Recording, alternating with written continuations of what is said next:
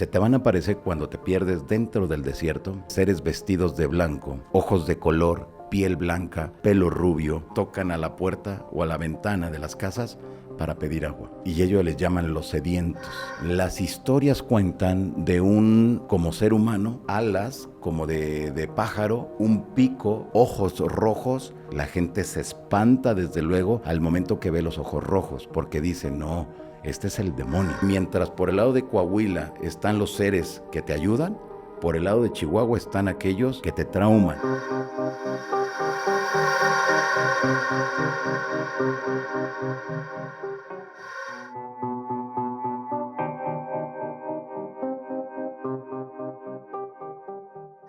La zona del silencio, un lugar donde suceden cosas asombrosas, historias increíbles, evidencias que van a conocer en los próximos minutos, con un invitado muy especial, con uno de los investigadores más importantes del misterio de América Latina. Les estamos hablando nada más y nada menos que de Johanan Díaz. Así que tienen que ver este video podcast hasta el final, hasta el final.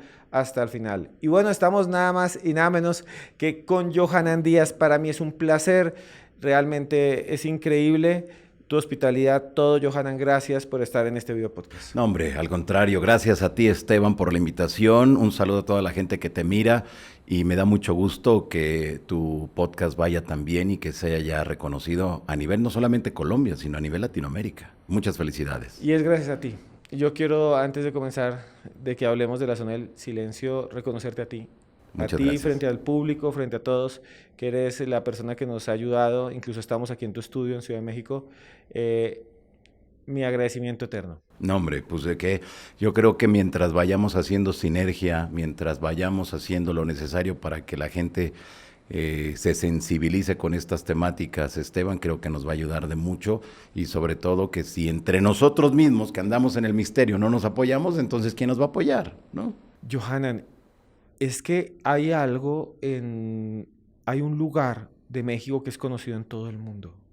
Es un lugar en donde pasa de todo. O sea, cuando hablamos de todo es de todo. Sí. Avistamientos ovni, extrañas criaturas, hasta manifestaciones sobrenaturales.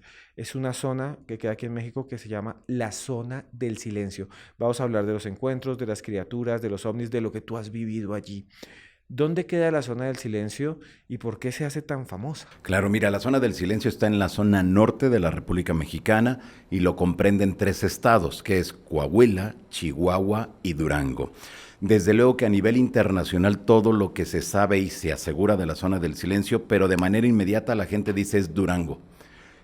Durango tiene la parte más grande de la zona del silencio, pero no es solamente Durango, son 3 estados. A partir del mes de febrero del año 2019, las autoridades del municipio de Francisco y Madero me invitaron para hacer la inauguración de la ruta turística de la zona del silencio por el lado de Coahuila. El Coahuila tiene, de la zona del silencio, tiene el menor porcentaje, es lo más chiquito. Pero es de Coahuila, y nosotros siempre vamos por el lado de Coahuila. Y la mayor parte de los investigadores que dieron a conocer la zona, que investigaron la zona, que reportaron al mundo la zona del silencio, eran de Torreón, Coahuila. Y fue lo menos de Durango y fue lo menos de Chihuahua. Pero aquí cabe mencionar, Esteban, como tú bien lo mencionaste, que hay avistamientos de ovni todos los días, en todo momento, a todas horas. ¿Se tratará de una civilización extraterrestre o será una civilización que vive al interior de la zona, al interior del desierto? Nosotros, te digo que a partir del mes de febrero del 2019, el presidente municipal me invita para hacer, junto con un grupo de yohaneros de aquella zona de México, para hacer esa inauguración. Recuerdo que en esa primera ocasión fuimos en total como unos 70, 80 yohaneros llegados de la zona norte de México. Estuvimos ahí y sucedió un fenómeno que no estaba registrado dentro de la casuística general de la zona del silencio. Era mi primera vez. La mayor parte de la gente que iba era su primera vez en la zona del silencio. Ya el primer día, después de la inauguración, después de estar hablando con los ejidatarios, con la gente de gobierno, nosotros ya nos quedamos para hacer un campamento a un lado de las dunas. Hay unas dunas de silicio. Son unas dunas que si el sol está a lo mejor a una temperatura de 40 grados, tú entierras los pies o las manos y está tibio. Debe de estar como a 20 grados, 22 grados. Alucinante.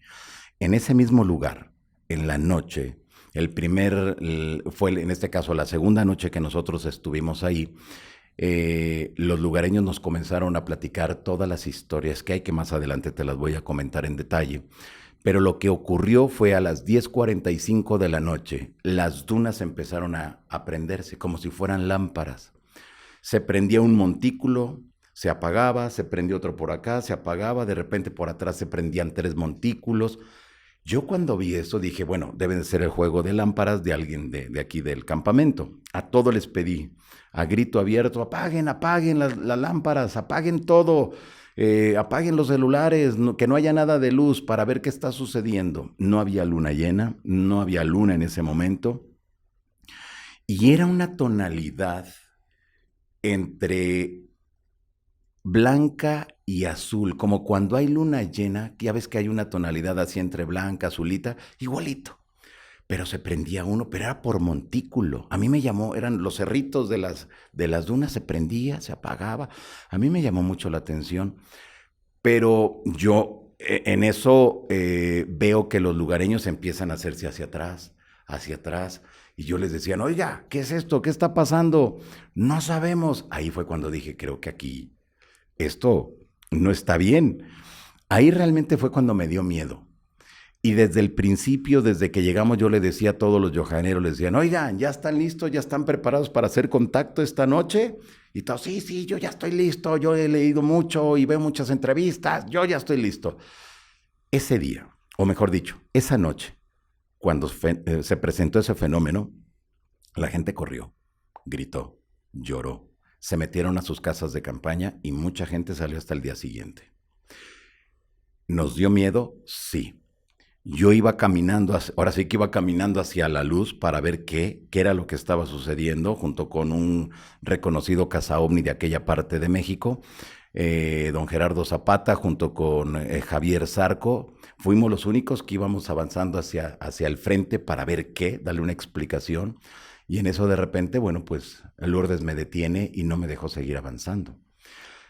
A mí me llamó mucho la atención porque es un fenómeno que no estaba reportado dentro de la casuística de la zona del silencio, que por primera vez lo vivimos, lo documentamos, lo publicamos y lo dimos a conocer. Es un fenómeno que los lugareños mencionaban que en ocasiones veían que en la zona de las dunas se iluminaba y había una luz hacia arriba. En nosotros esa noche entendimos que esa luz era producto de ese fenómeno que se estaba produciendo en las dunas. ¿Qué es? ¿Será el llamado de los seres intraterrenos? Algunas de las personas que viven ahí nos aseguraban que era no constante, pero que sí de vez en cuando se veía eso. Y en ese lugar es donde han visto que salen o entran unas esferas del tamaño de un balón de fútbol que andan de un lugar para otro y que incluso nosotros las hemos visto cuando vamos de campamento, que son luces entre amarillo y blanco. En la zona central es blanco, en la periferia es de color amarillo y que son las famosas luces malas. Si tú te acercas a esas luces te van a quemar. Son luces que te persiguen. Son luces que si tú vas en tu camioneta, bueno, en un automóvil o en lo que vayas, o en una moto, o en una bicicleta, te van a ir siguiendo a una cierta distancia. Entonces, esto, cuando ya estamos en los campamentos, la primera recomendación que yo le hago a la gente cuando llegamos ahí, por ningún motivo, razón o circunstancia, si tú ves una luz, no puedes acercarte a esa luz. Y si va avanzando la luz, déjala que pase. No va a ser absolutamente nada para nosotros. Y es real, es auténtico. Es una luz opaca. Recuerdo que cuando esos primeros días, en el primer viaje, la gente me hablaba de la luz opaca, yo no entendía. Porque una luz, es como la luz que tenemos aquí que nos ilumina. No, allá es una luz, tú la ves, pero no irradia luminosidad a su alrededor. O sea, es una luz, parece que está condensada. Y es eso que le llaman la luz opaca. Esa luz opaca pareciera que le llama la atención lo que estamos haciendo. Yo creo que del campamento en ocasiones se ponen como a unos 100 metros, 150 metros más o menos sobre el horizonte, o a veces se ponen arriba o se ponen en algún lugar en la periferia de donde nosotros nos encontramos. Puede ser en el día, puede ser en la noche o puede ser en la madrugada que se acercan esas luces.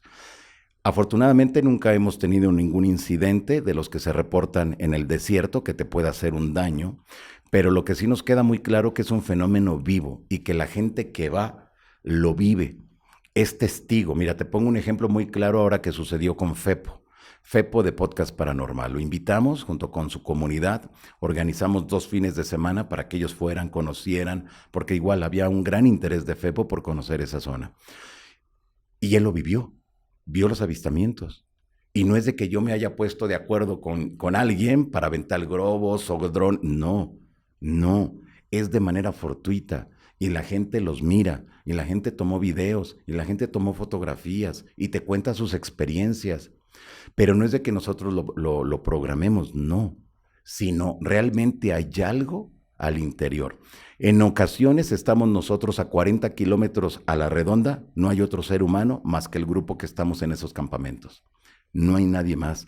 Y estás tan solo que llega el momento que no escuchas ni los propios insectos.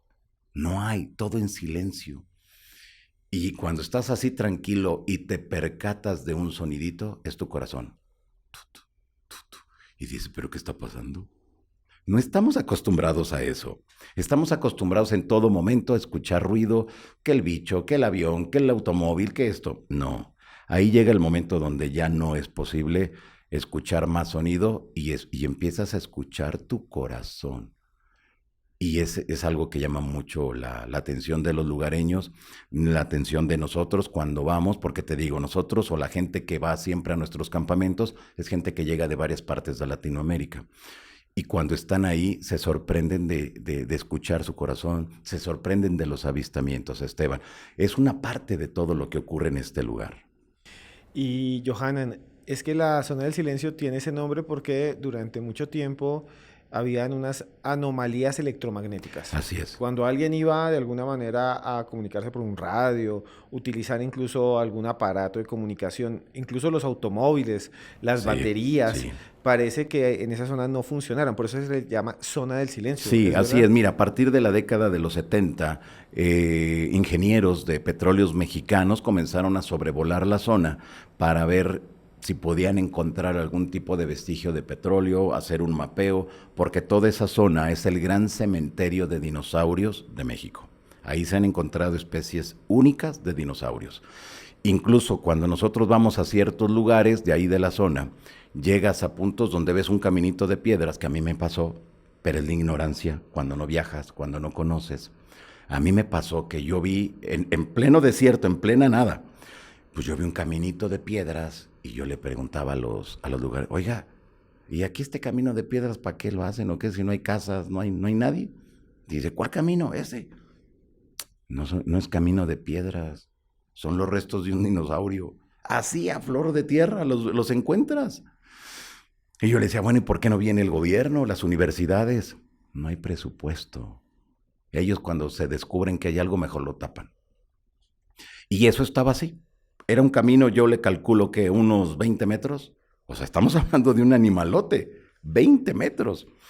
Y pero bueno, ahí es cuando te das cuenta de que hay una riqueza tremenda. Y bueno, entonces en la década de los 70 comenzaron a sobrevolar y se dieron cuenta que había unas anomalías porque vía radio, al momento que se estaban comunicando con la central de ellos, no salía o no entraban las ondas hertzianas. Entonces eso llamó mucho la atención porque empezaron a ver que era en una zona, hoy era aquí, mañana era acá, y así iba cambiando. Parecía que en el interior había algo que se iba moviendo, que algunas de las hipótesis pudiera llevarnos a considerar que se trata de algún tipo de magma o de energía de la Tierra que todos los días se está moviendo, o sea, que no se mantiene fija en un lugar. Hoy puedes estar en este lugar, sacas una brújula y la brújula va a empezar a enloquecer. Te vas, no sé, a lo mejor 10 metros para allá y la brújula ya te marca hacia un lugar. Te vas hacia el otro lugar y te marca el norte hacia otro. Y dices, hay una anomalía. Pero tú regresas al día siguiente y ya no hay nada. Ahora la anomalía la vas a encontrar en otro sitio. ¿Qué puede ser eso? Que en el interior el magma de la Tierra se esté moviendo. Pudiera ser. ¿Qué puede ser esto? Que se trata de algún mineral en la zona que altera la brújula, las ondas hertzianas, también puede ser. Ahora, hay un tema aquí bien importante que no siempre se habla y se discute. La telefonía celular, sabemos que hay antenas en cualquier país, hay antenas por todos lados, precisamente para que tengas una buena cobertura y estés donde tú estés, tengas las llamadas, tengas internet, todo. En el desierto no hay eso. No hay, porque no hay gente. Y las empresas no les interesa hacer eso, ni invertir en antenas al interior del desierto, porque pues ¿a quién le vas a dar el servicio? ¿No? Entonces, ese es uno de los mitos que hay que quitar. No hay internet y no hay telefonía porque no hay antenas, pero sí hay, ya los pocos lugareños que hay tienen televisión vía satélite y lo ven sin problema alguno. Ahora, tenemos la parte de que hay una zona donde vamos a encontrar que es una zona donde caen solamente meteoritos, chiquititos, y si tú llevas un imán vas a llevarte muchos meteoritos chiquitos. Es alucinante. Debe ser una zona como de 2 kilómetros, 3 kilómetros, así como en un gran círculo donde exclusivamente caen los meteoritos. Aquí, desde luego que todo esto, cuando ya lo escuchamos, suena alucinante, ¿no? Dinosaurios, meteoritos, avistamientos de ovni. Pero a todo esto hay que agregarle la aparición de seres vestidos de blanco, túnicas blancas, personas que algunos refieren que pueden tener entre 70 a 80 años, barba crecida, ojos de color, piel blanca, pelo rubio, y que cuando voltean los lugareños a ver a los pies, llevan guaraches, pero cuando tú vas caminando en el desierto, es un polvillo como si fuera talco, que te ensucias. Ellos no están sucios de los pies ni de la ropa que llevan de color blanco. Eso les llama mucho la atención, porque tú vas caminando y se va levantando el polvillo. Ellos van perfectamente blancos, limpios. ¿Qué es lo que dicen estos seres? Se te van a aparecer cuando te pierdes dentro del desierto, cuando se te termina la gasolina, cuando se termina el agua, y los lugareños hacen referencia que cuando ellos van por ciertos caminos se aparecen siempre y cuando tú necesites una ayuda y te dicen qué tienes que hacer. Ah, pues vete por aquí. Ah, vete por allá. Ah, la ayuda está aquí. Y cuando, te voy a poner un ejemplo que siempre nos platican los lugareños.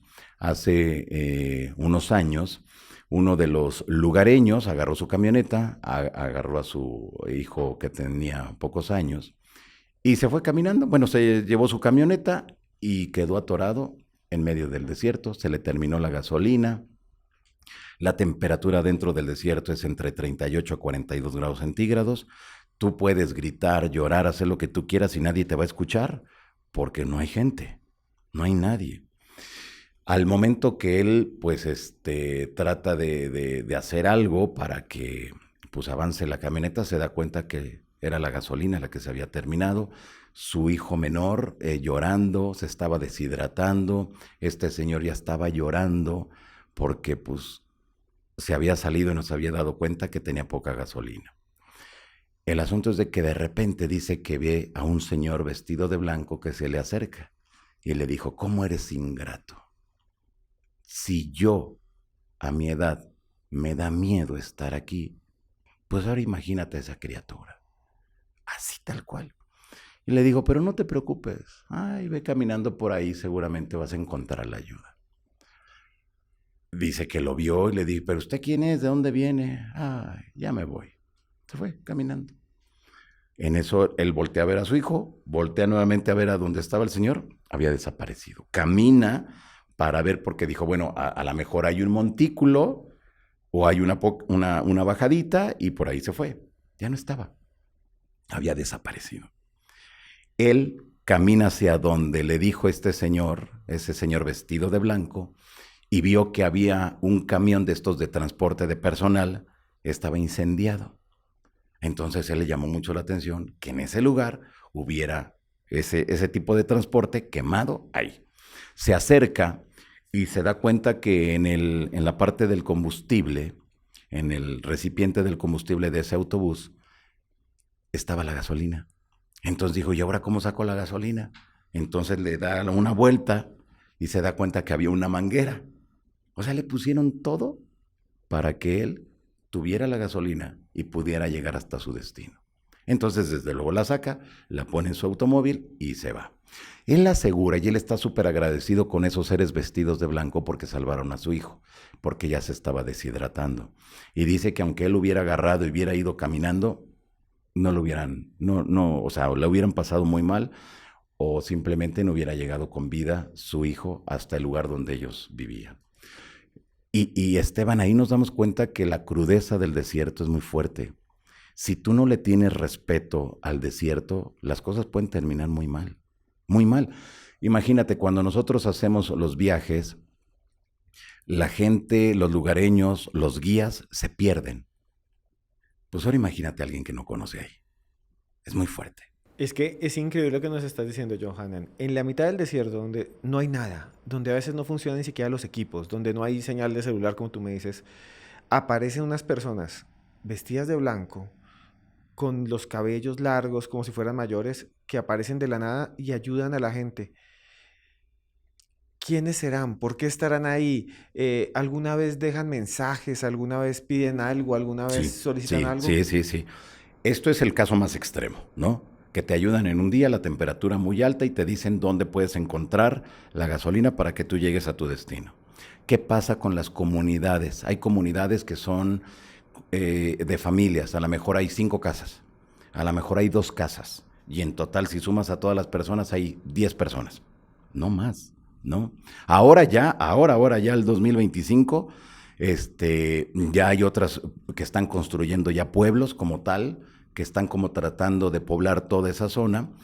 Y bueno, ¿qué es lo que nos dicen los lugareños? Que en ocasiones esos seres vestidos de blanco tocan a la puerta o a la ventana de las casas para pedir agua. Y ellos saben perfectamente que les tienen que dar inmediatamente el agua. Y ellos les llaman los sedientos. Pero en este caso son jóvenes.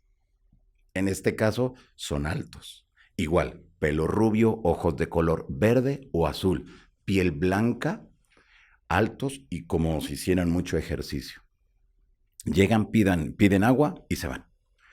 Y lo que ellos dicen, bueno, nosotros les damos el vaso de agua. No vemos si se lo toman o no. Pero nosotros cuando volteamos a ver, no hay nadie. Y yo les digo, bueno, ¿y el vaso de agua? Dice, el vaso de agua está ahí. Y no hay agua, desde luego. ¿Quiénes son? No sé. Los traileros que pasan por ahí, que a pesar de que hay muy poca gente, al final del camino en el desierto hay una minera, una de las principales mineras de México, que está explotando todos los minerales que hay en esa zona. Entonces, es la salida y entrada de trailers constantemente.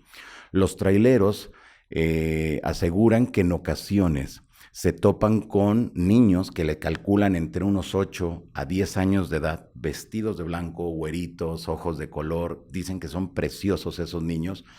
Ellos van en la carretera, pues imagínate, tú vas en tu tráiler y de repente ves que va pasando un niño corriendo y dices, ¿y ese niño quién es? Se bajan porque dicen, estamos en medio de la nada y hay un niño corriendo ahí, seguramente está perdido. Cuando se bajan y empiezan con las lámparas a alumbrar hacia el lugar hacia donde se fue ese niño, no hay nadie. Se espantan, llegan a donde están porque en esa carretera, que es la única, hay lugares donde puedes pararte a comprar algo, ¿no? Entonces se detienen los traileros pálidos y empiezan a contar, oigan, es que acabo de ver a una niña corriendo. Ah, no se preocupe, son los sedientos, son la gente del desierto. Entonces, ¿qué es lo que sucede? Que es una serie de hechos, de testimonios, de seres anómalos que no sabemos quiénes sean. ¿Será quizá ya haciendo algún tipo de hipótesis de seres que están viviendo en el desierto desde hace mucho tiempo, pero que viven al interior? Pudiera ser. Son seres, ¿y de dónde aparecen? ¿Desde hace cuánto tiempo están ahí? ¿Qué vínculo o relación tienen con esas luces misteriosas? Ahora te doy un dato muy importante que para mí es un dato que nos puede llevar a muchas conclusiones. En la década de los 70, fue finales de los 70, principios de los 80, un periodista que era el jefe de Relaciones Públicas de Televisa, que es la principal televisora de México. Él era el encargado de boletinar los nuevos programas que iban a salir, y a él en ese momento le dijeron, hay un equipo de investigación de uno de los programas que se llaman 60 Minutos, que fue a la zona del silencio para hacer todo un reportaje grande y tremendo de qué es lo que pasa en la zona del silencio desde el ámbito científico. Porque en la zona del silencio hay un complejo científico para estudiar la flora, la fauna, todo lo que hay a su alrededor. Y es pagado por el gobierno y está administrado por algunas universidades de esa zona de México. Entonces, bueno, pues estaban haciendo todo este proceso de investigación, llegaron los periodistas y el jefe de prensa llegó 2 días después.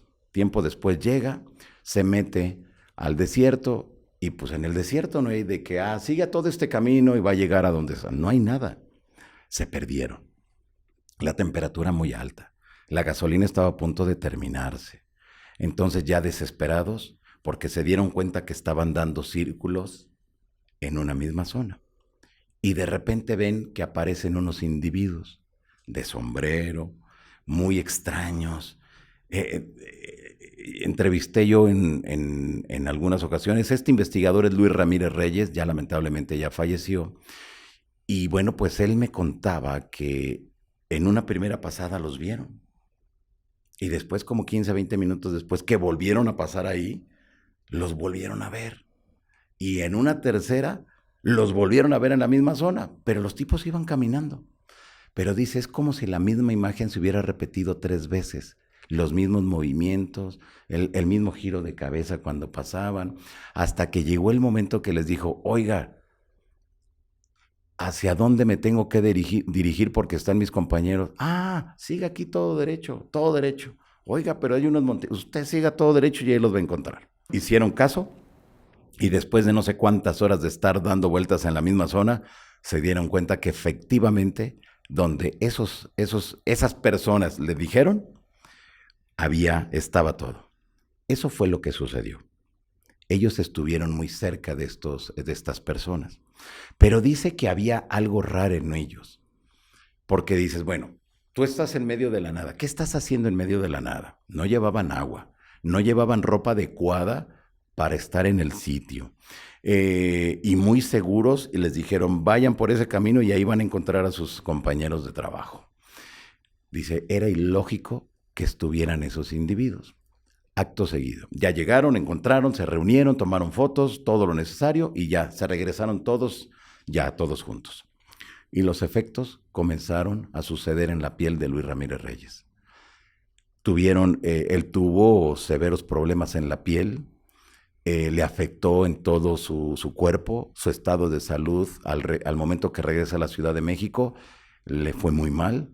Él asegura que en algún momento se comenzó a manejar de que había tenido altas dosis de radiación y que le había afectado. El compañero que llevaba a él, que era el chofer, asegura que él comenzó a tener sueños terribles, donde había seres extraños que no lo dejaban tranquilo. Entonces, dice, algo nos pasó, algo sucedió y que nosotros no nos dimos cuenta. ¿Qué habrá sido?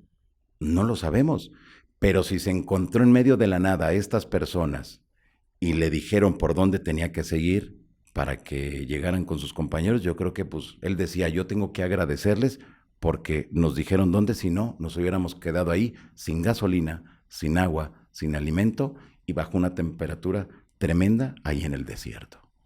Como te puedes dar cuenta, entonces hay una cantidad impresionante de historias. Y ahora te doy un dato más que estoy recordando, Esteban.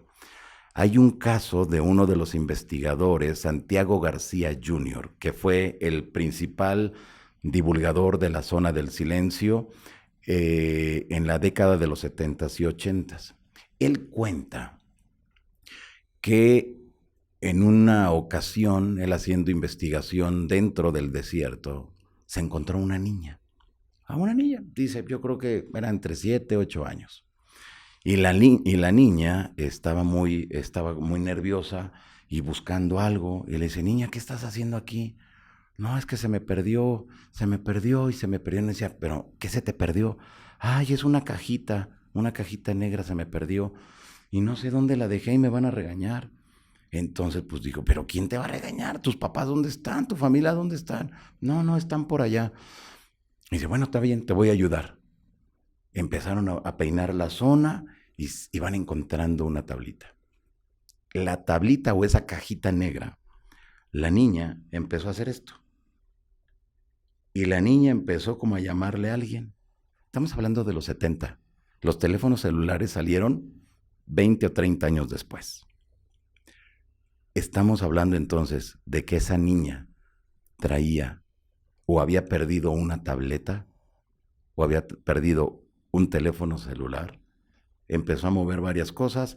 Santiago se gira para buscar algo y de repente voltea. La niña había desaparecido. Dices, estamos hablando de que tienen una tecnología avanzada. Estamos hablando de seres que no les interesa el tipo de clima o muy, muy extremo en cuanto al calor o muy extremo en cuanto al frío. ¿Será entonces que realmente viven al interior de la Tierra? Los lugareños te dicen, ellos están allá abajo. Ellos tienen una ciudad allá abajo. Por eso se iluminan las dunas. Por eso hay tantos avistamientos de ovnis.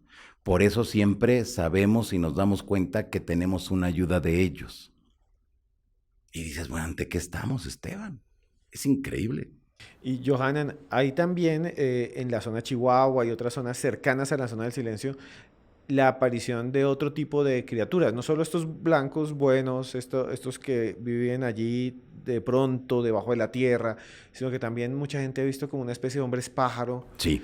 Y cada vez que los ven, no solo acá, sino en Estados Unidos, el famoso Mothman, o en Ucrania, incluso en Chernobyl, dicen que es que son como un ave de mal agüero, como que viene algo terrible. Claro, así es. Mira, ahí desde la década de los 60, finales de los 60, toda la zona norte de México es mucho desierto. Y es la frontera entre México y los Estados Unidos, y es desierto. Y vas a encontrar muchas zonas muy amplias donde no vas a encontrar seres humanos, porque es desierto, no hay nada que hacer. Bueno, las historias cuentan de un, como ser humano, alas como de pájaro, un pico como de pájaro, ojos rojos, pero siempre te lo van a describir que está en la zona de las cuevas. 2 metros, más o menos, pero muy musculoso. Y ven que, pero siempre es uno. No es de que digan, mira que hay una familia de hombre pájaro, ¿no? Son 3, son 4. No, siempre van a ver a uno.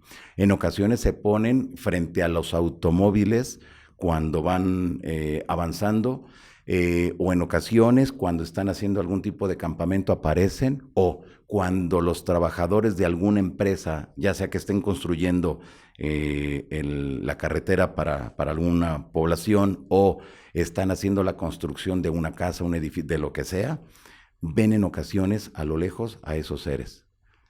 No hay sonidos, los que a mí me han platicado, pero sí esos seres están como muy al pendiente. La gente se espanta desde luego al momento que ve los ojos rojos, porque dicen, no, este es el demonio y vino aquí. Y mucha gente sale huyendo de esas zonas, no quieren saber más de esos sitios.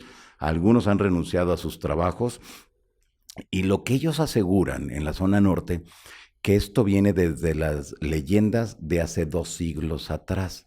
Si nos remontamos ya a la historia de esta parte de México, vamos a encontrar los testimonios de los hombres pájaro.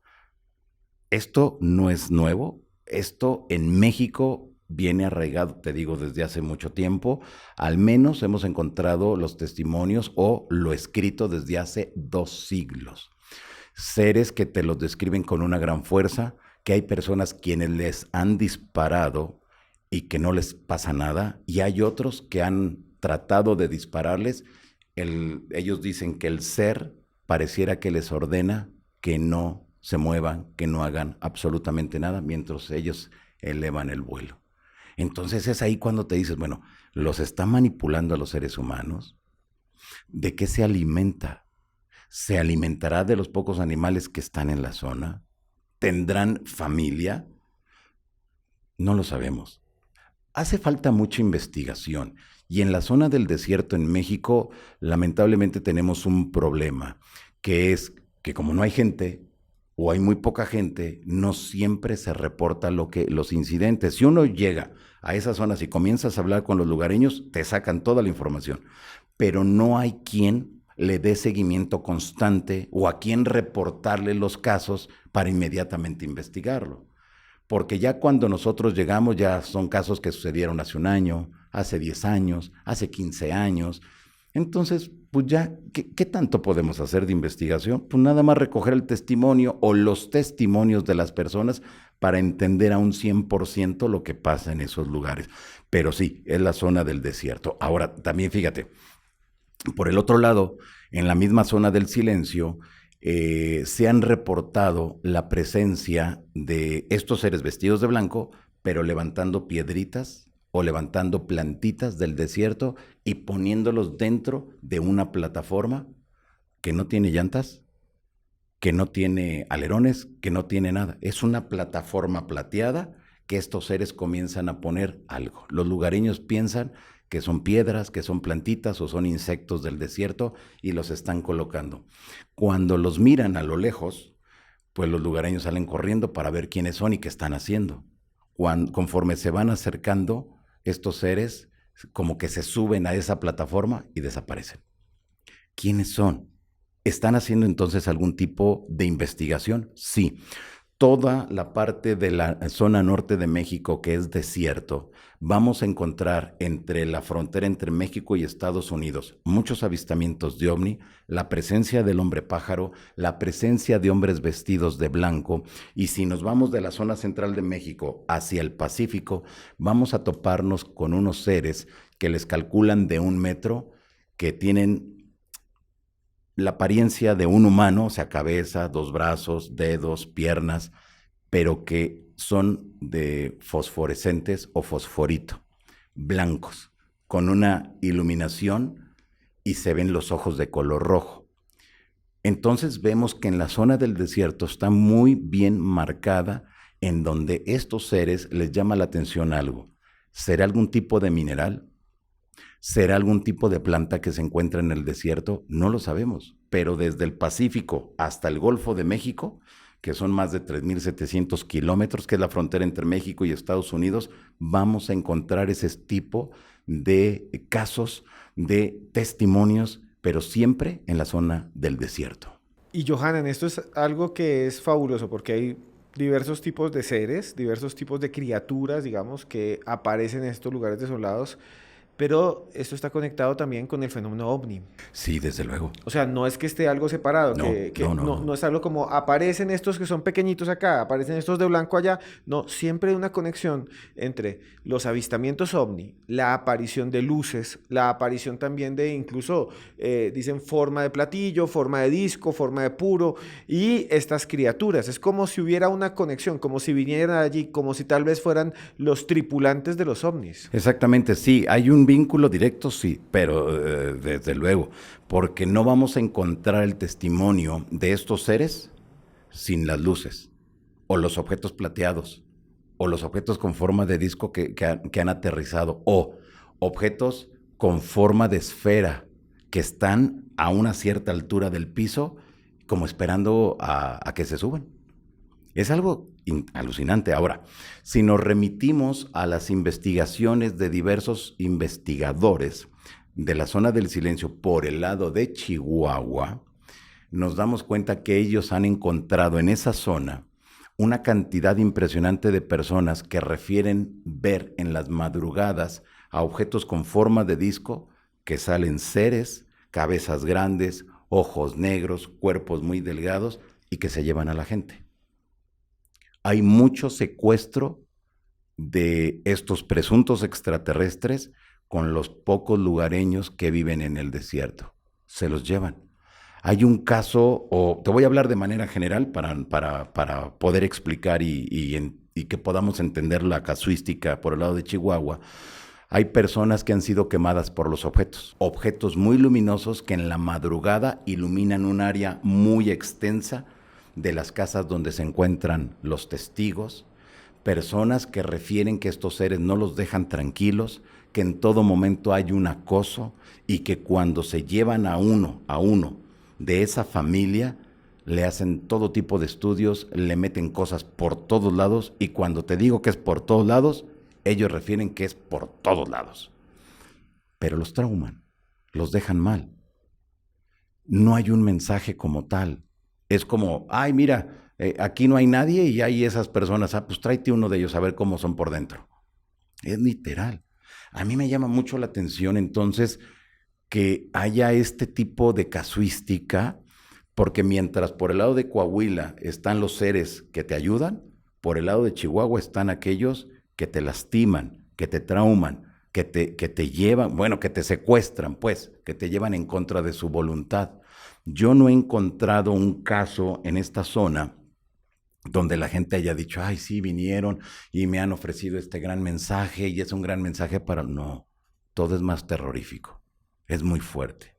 Si nos vamos por el lado de Durango, vamos a entender que es donde se han grabado los documentales, es donde tenemos las fotografías más representativas de la zona del silencio, donde algunos investigadores se han metido ahí desde la década de los 70. Ahora, lo que yo siempre he dicho, y esto es muy lamentable, pero es una crítica constructiva para muchos de los compañeros. Todo el mundo habla de la zona del silencio. Todo mundo aseguran cosas fantásticas y extraordinarias, pero somos pocos los que hemos estado ahí en los tiempos modernos. Entonces, ¿qué es lo que sucede? Vienen y me dicen, por decir, es un ejemplo, hay compañeros de Europa que dicen, oye, ustedes que van tanto a la zona del silencio, ¿nos pueden vender imágenes o nos pueden compartir fotos, videos, algo? Dices, bueno, sí, está bien, te las compartimos, ¿no?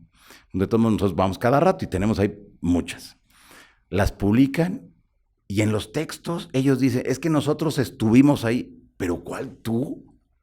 Pero las condiciones son muy adversas. No hay un hotel, no hay como que un lugar para que te la pases bien, no hay nada. Y cuando te digo que es nada, no hay nada. No hay nada. Y mucha gente por eso no quiere entrar al desierto. Pero si ellos fueran, conocieran, entrevistaran a los lugareños, se darían cuenta de todo esto que te estoy platicando. A mí me llama mucho la atención ahora el testimonio de Fepo, y creo que lo has entrevistado, y él te platica y te cuenta su experiencia. Y es ahí cuando nos damos cuenta que mucha gente que va a la zona del silencio se ha topado con el mismo tipo de historias. A lo mejor más grandes, más chiquitas, pero todos viven un algo. Nosotros cuando hacemos los viajes, Esteban, nosotros no vendemos viajes turísticos diciendo, si usted viene a la zona del silencio con nosotros, va a haber avistamientos, va a tener contacto con extraterrestres. No. Nuestros viajes son netamente turísticos, pero turismo del misterio. Si en ese proceso de que estamos en el lugar ocurre algo, ya es un plus, pero mis viajes son netamente turísticos. Pero siempre pasan cosas. Ojalá te animes y en un momento te vayas con nosotros, lo conozcas, porque creo que en esa medida lograrás entender todo lo que implica la zona del silencio. Ahora también, esto es algo que no siempre es bonito. La zona del silencio se dejó de investigar porque se asegura que fue la ruta del narcotráfico, de la droga que llegaba del Pacífico, cruzaba la zona norte de México y llegaba hasta la frontera con los Estados Unidos. Yo recuerdo que hace mucho tiempo yo quería ir a la zona del silencio. Hubo un grupo de investigadores OVNI de la zona central de la República Mexicana que comenzamos a checar todo lo necesario para irnos y nos íbamos a ir en caravana. Entonces alguien encontró un guía y por allá alguien encontró otra persona y nos dijeron, no vayan. Si ustedes entran al desierto, ya no van a entrar. Digo, ya no van a salir. Ustedes entran, no hay garantías de que salgan de allá. ¿Por qué? Por el narco. Fueron 20 años prácticamente. Afortunadamente al 2025 ya hay más opciones. Afortunadamente podemos hacer el turismo y me queda muy claro que hay zonas a donde no llegamos, pero porque ya están muy solas y ya las camionetas no nos da o la gasolina no nos da, no hay caminos. Y mira también, dentro de todo lo que se ha encontrado, Lourdes Gómez, que también es una periodista muy avesada en esto de la zona del silencio, encontró, junto con un servidor, encontramos la parte donde muchas zonas de la zona del silencio no son de México, ya no forman parte de la República Mexicana. O sea, están en México, pero sus dueños son de Estados Unidos. Nos han asegurado que familias como de Neil Armstrong o de expresidentes de los Estados Unidos tienen extensiones enormes, hectáreas y hectáreas, cientos de hectáreas, que han comprado o que en algún momento alguien se las regaló y que ahora tú no puedes pasar por esos lugares. Recuerdo muy bien en una ruta que hicimos para ver a qué otros puntos de la zona del silencio podíamos llevar a nuestros viajeros, andábamos explorando, llegamos hasta un ejido donde te reciben, te dan la comida, te hacen los recorridos y todo el asunto. Y recuerdo que yo les decía, oigan, pero ¿podemos ir? Sí, sí, ¿podemos irnos aquí todo derecho? No. ¿Por qué? Hay que pedir permiso a los dueños de esos terrenos. Pero si no hay nadie, no hay gente, no.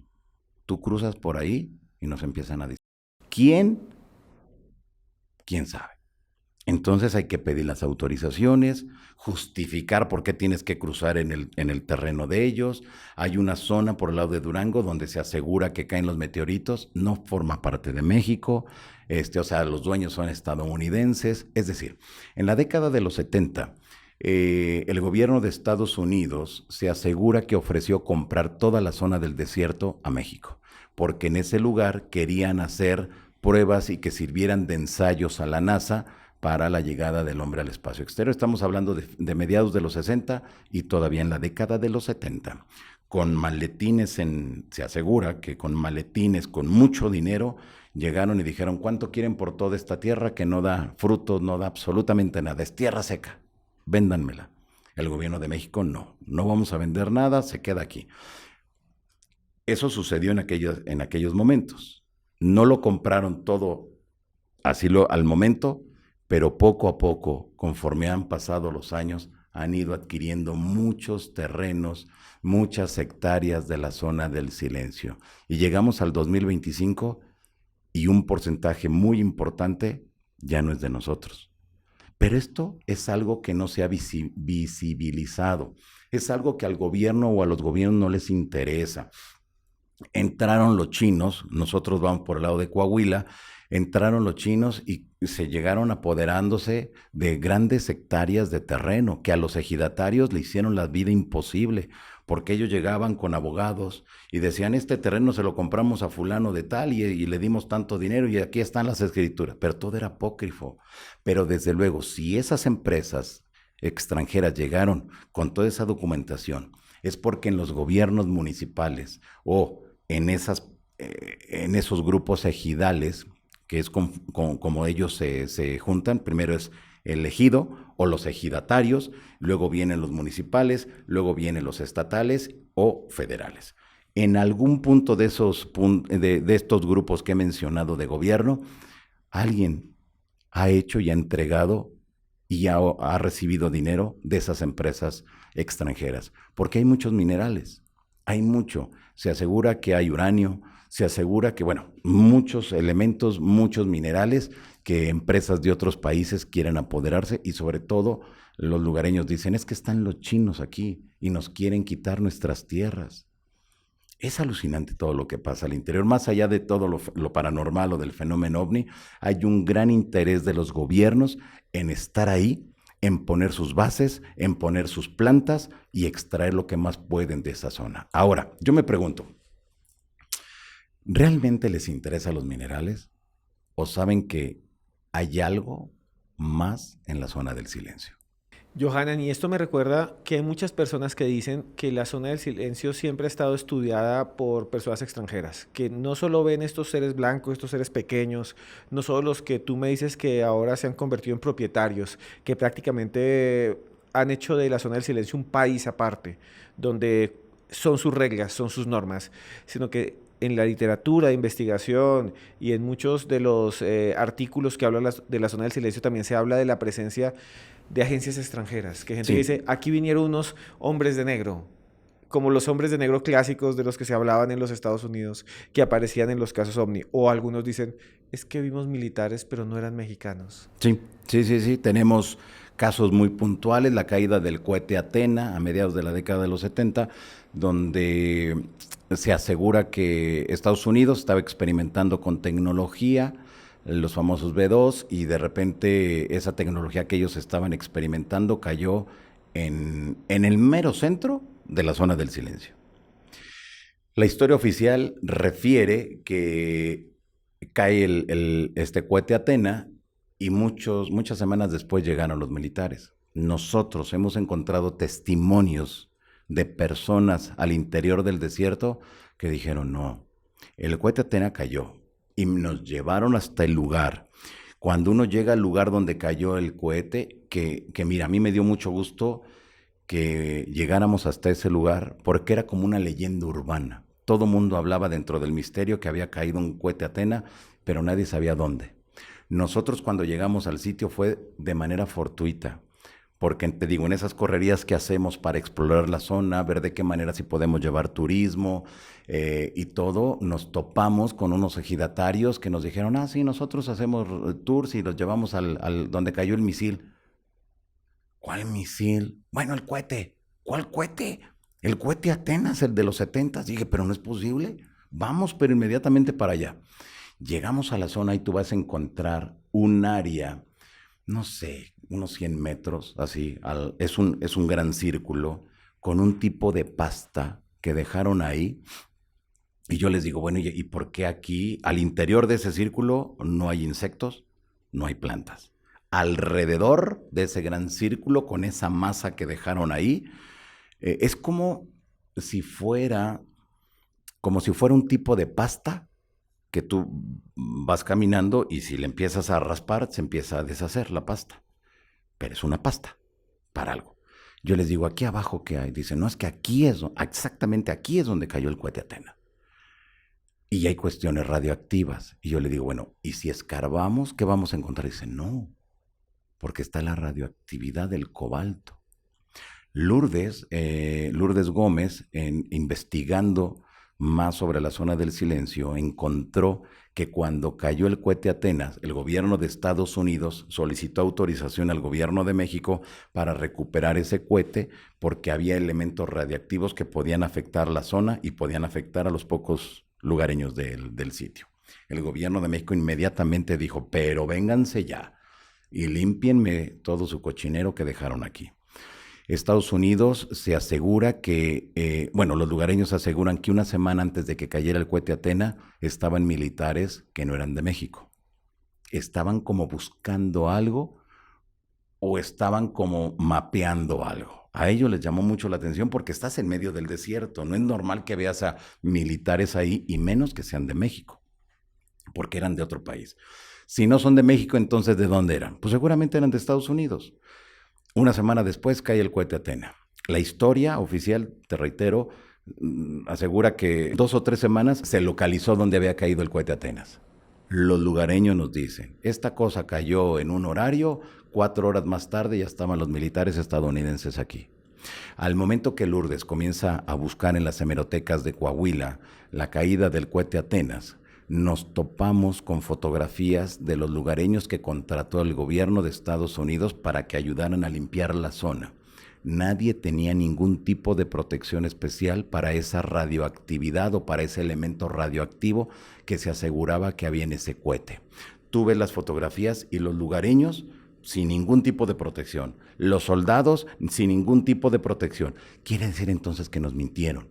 Quiere decir entonces que a partir de lo que se publicó en los medios de comunicación de ese momento, engañaron al gobierno. Construyeron, se asegura, 4 kilómetros de vía férrea para llevarse toneladas y toneladas de arenilla.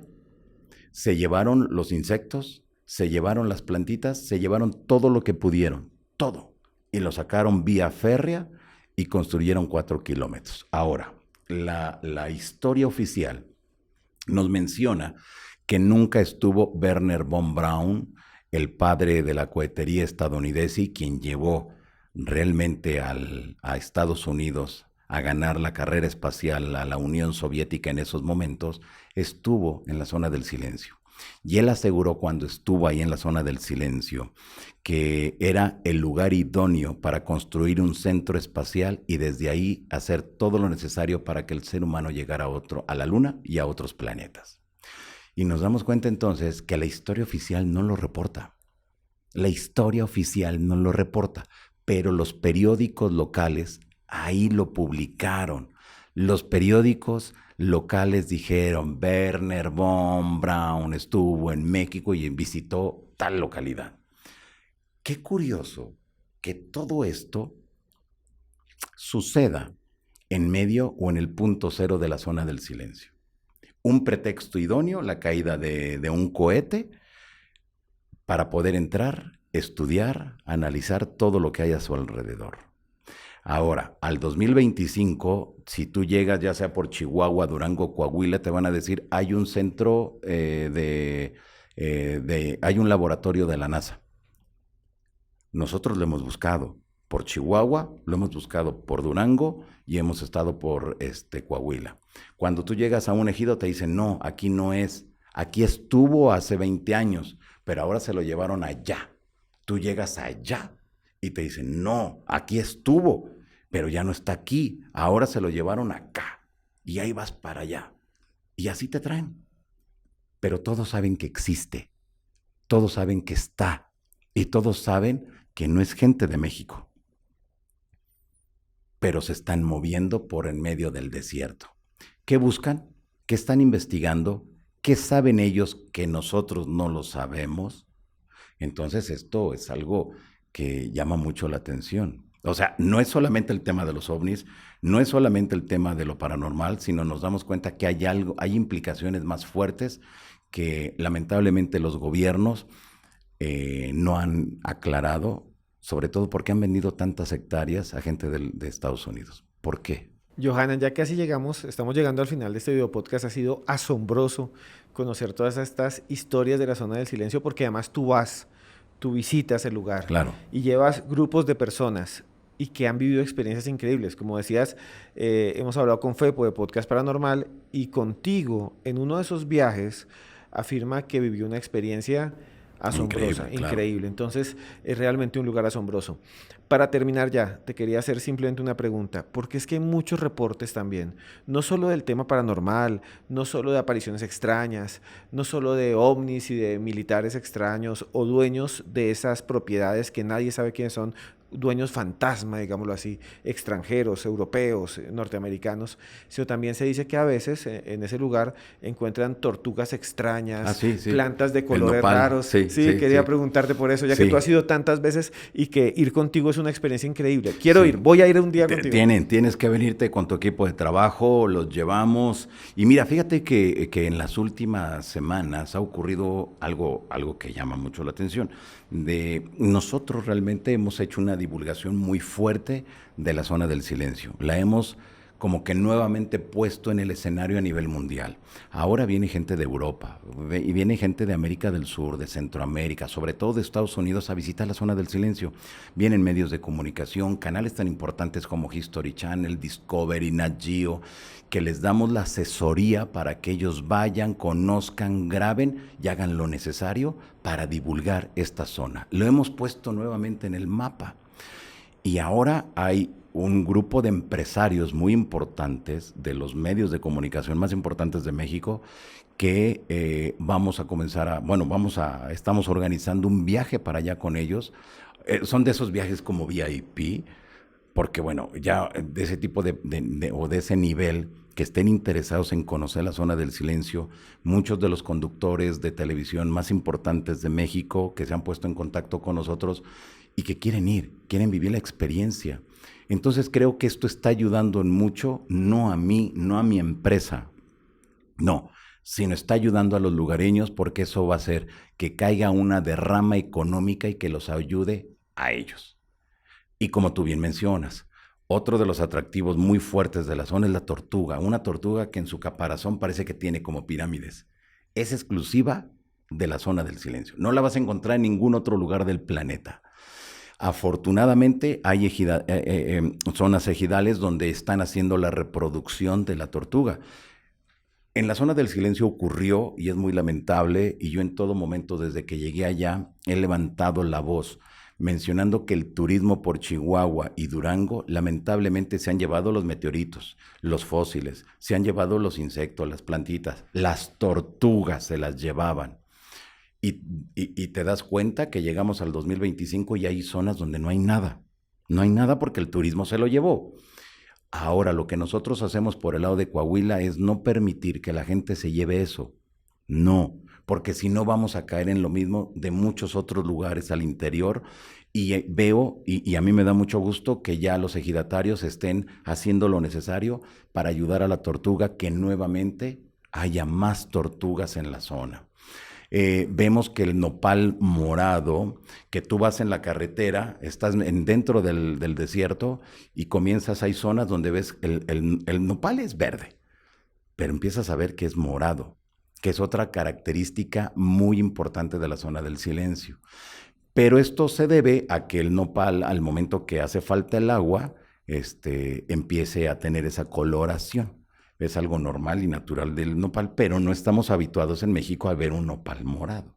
Entonces, está la tortuga, está el nopal, está la candelilla, que es unas como varitas que los lugareños juntan, no sé, kilos y kilos de esa, se van al monte a juntarla toda, después bajo todo un proceso con ácido, hacen todo un proceso y sacan un elemento que utilizan las empresas de cosméticos para los labiales.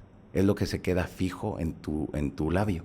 Entonces eso es de ahí donde realmente ellos viven, lo venden a los intermediarios para que a su vez los intermediarios los lleven a los grandes laboratorios para los cosméticos, para lo de la piel, para los labios. Y bueno, pues mira, es un lugar fantástico.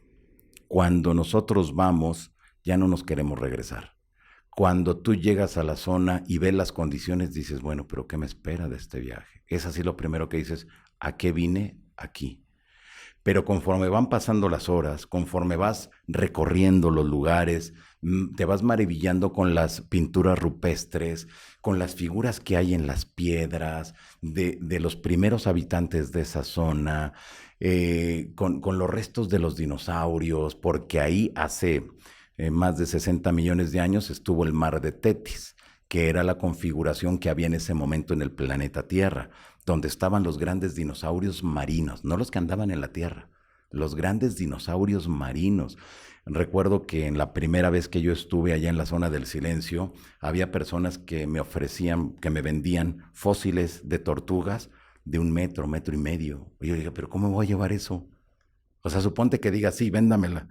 ¿Y cómo me la traigo a la Ciudad de México? No es así tan fácil. Hay el mercado negro, lamentablemente, que donde están las pinturas rupestres y las ubican las personas, van con cinceles y marros a quitar las zonas y se las llevan en camionetas, y que afortunadamente el gobierno ha detectado y que ha recuperado esas pinturas rupestres o esos símbolos que hay al interior de la zona del silencio. Es alucinante, realmente yo invitaría a la gente que vaya. Yo he quedado maravillado y sobre todo que me da mucho gusto porque ha ayudado a las comunidades al interior del desierto a ver una posibilidad de vida que es el turismo del misterio, el que te gusta a ti, el que me gusta a mí, el que le gusta a miles de personas, y creo que ese ha sido mi aporte a esa zona para que se conozca, para que se entienda, pero también la invitación para que se investigue. Johanan, ha sido un viaje increíble, ha sido una entrevista increíble hablando de la zona del silencio. Finalmente quisiera decirte 2 cosas. Primero, gracias, muchas gracias. Y a ustedes también, si algún día quieren en Ciudad de México hacer algún trabajo, venir aquí. Johanan Díaz tiene estos estudios que son magníficos en donde estamos. Pueden ustedes contactarlo. Tiene los mejores equipos. Es algo increíble lo que hace Johanan por el misterio en México, en toda América Latina. Y también quería decirte que nos contaras de tus proyectos, cuáles son tus canales para Claro. ustedes que nos están viendo, se pasen de una vez al canal de Johanan Díaz y suscríbase de una vez. Eso, muchas gracias. Sí, pues mira, tenemos ahora lo que hemos montado nosotros ya desde hace un tiempo es Insólita Labs. La Insólita Labs es una casa productora de podcast, nada más, por el momento, de podcast. Y tenemos que uno de ellos es Noche de Lluvia con la periodista Lourdes Gómez. Es un podcast de que su tema central son los misterios de la iglesia. Es alucinante, le va muy bien, muchas vistas, es tendencia en muchos países de Latinoamérica, que es increíble eso. Y que bueno, tenemos Noche de Lluvia podcast con Lourdes Gómez. Tenemos otro podcast que es el de un servidor, Encuentros Extraordinarios, que también, bueno, lleva poquito tiempo, pero va con todo también afortunadamente. Y tenemos, bueno, en puerta otros 2 proyectos que vienen en camino, que ya te avisaré, que ya les compartiré para que ustedes conozcan. Uno es, que estoy seguro que les va a encantar, con un reconocido contactado, con Sixto Paz, que hemos grabado 26 capítulos con él de una nueva serie que viene en formato de video podcast. Entonces va a ser alucinante porque nos cuenta todo, quiénes son, de dónde vienen, qué quieren, tipo de mensajes, todo, y creo que nos va a ayudar a entender esa parte del contactismo a nivel mundial. Entonces son los proyectos que tenemos ahora, así que ustedes ya pueden suscribirse al de Noche de Lluvia Podcast, Encuentros Extraordinarios, y desde luego el mío, que lo tengo desde el año 2014, Insólita Experiencia.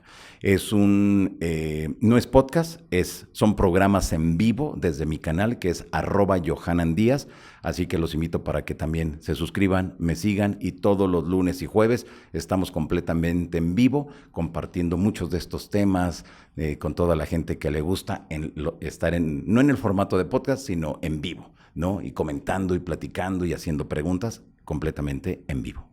Johanan Díaz, muchas gracias, te debo el alma, siempre agradecido, siempre lo diré, en todos los lugares donde esté. Muchas gracias, y lo digo frente al público, por ser todo lo que eres como persona. Gracias, Johanan. No, hombre, gracias a ti, gracias también a todas las personas que nos miraron, y les mando un fuerte abrazo desde la Ciudad de México.